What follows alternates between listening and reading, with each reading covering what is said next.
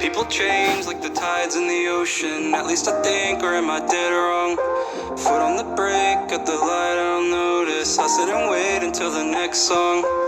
20 hours in an old van up the East Coast through the cold wind. Drove 20 hours by the ocean up the East Coast. What a road trip.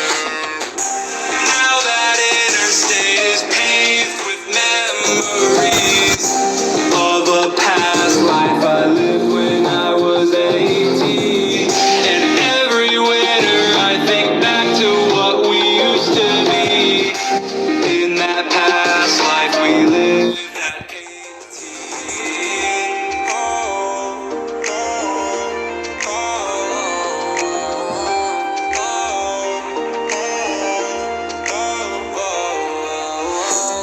I reminisce about a past life. Things change, I get it, cause nothing lasts right. Yeah, and I was thinking about it last night. Scrolling through our memories, debating about it last times. Hey, for a minute we was cool, then we flew just a little too close to the sun.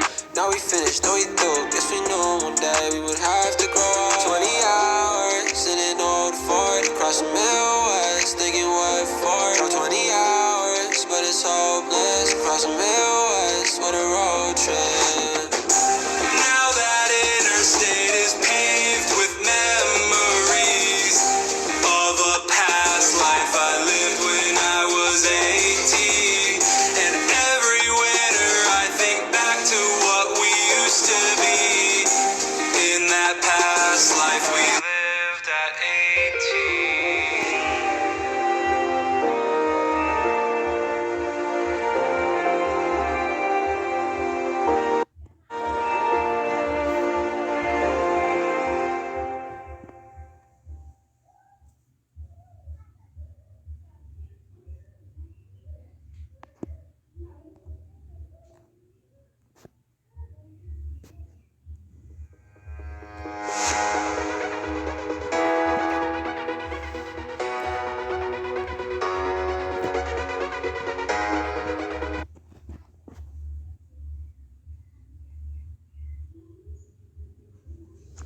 My name is Eric, and this happened to me when I was around 7 or 8 years old.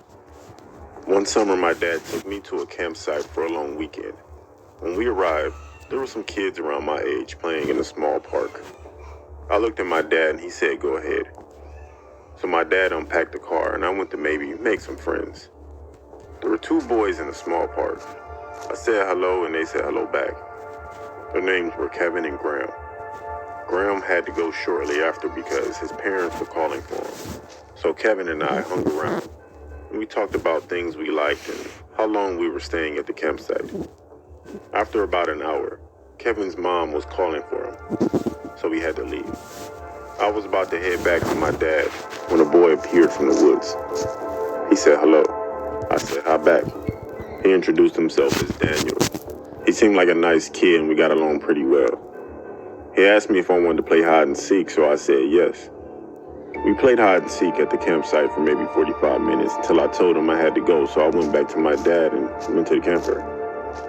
I told my dad I had made some friends, and my dad asked where their campers were. I told him where Kevin and Graham's were, but I never asked where Daniel was.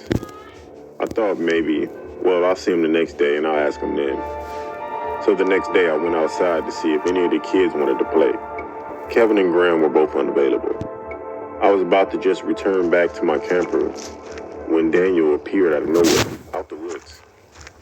We greeted each other, and I asked him if he wanted to play hide and seek again.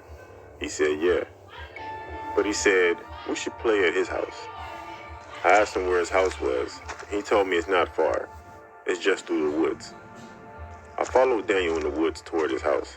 We were walking for ages, and one thing that I found unusual was the more we walked, the less talkative and distant Daniel became.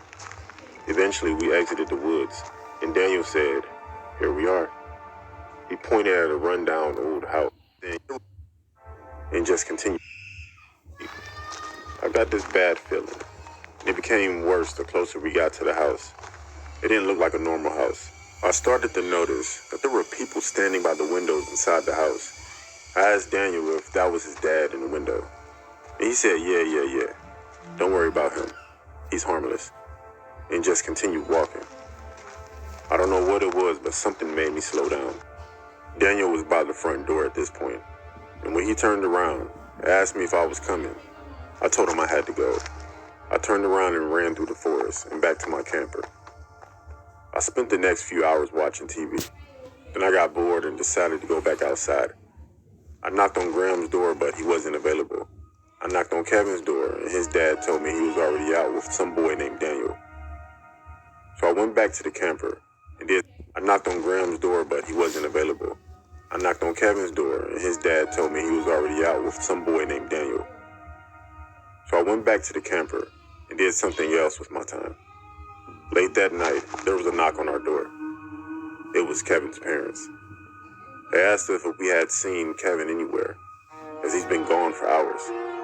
I asked his mom if she had checked Daniel's house, and she said no because she didn't know where Daniel lived.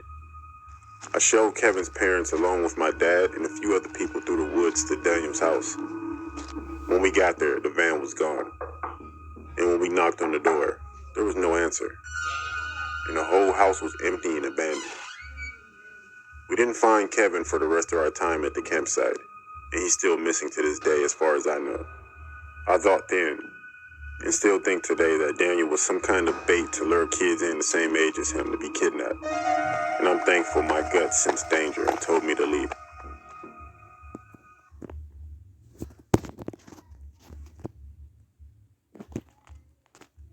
What? I guess.